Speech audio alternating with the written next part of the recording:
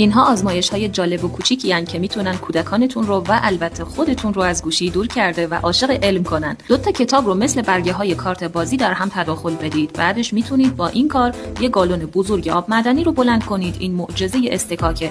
اگه جوش شیرین و سرکه رو داخل یک فنجان بریزید، گاز دی اکسید کربن تولید میشه.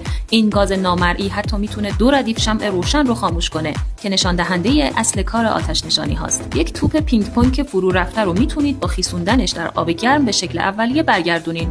بیا بهت یاد بدم چجوری آب کثیف رو به آب تمیز تبدیل کنی. کافیه یه تیکه دستمال توالت رو بین 2 لیوان قرار بدی تا آب کثیف کم کم به آب تمیز و قابل استفاده تبدیل بشه. این اثر نیروی کاپیلاری هستش. آیا میدونستین که پیکان‌های داخل یک لیوان آب به دلیل شکست نور تغییر جهت میدن؟ اگه میخواید حباب‌های نشکن بسازید و بچه‌تون حسابی ذوق کنه، با ترکیب شکر و مایع ظرفشویی میتونین این کار رو انجام بدین.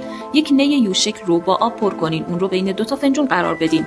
آب به سمت فنجون خالی میره. این اثر قیفه که کشاورزا برای آبیاری ازش استفاده میکنن. اگه خوشتون اومد برام 3 تا قلب قرمز کامنت کنید.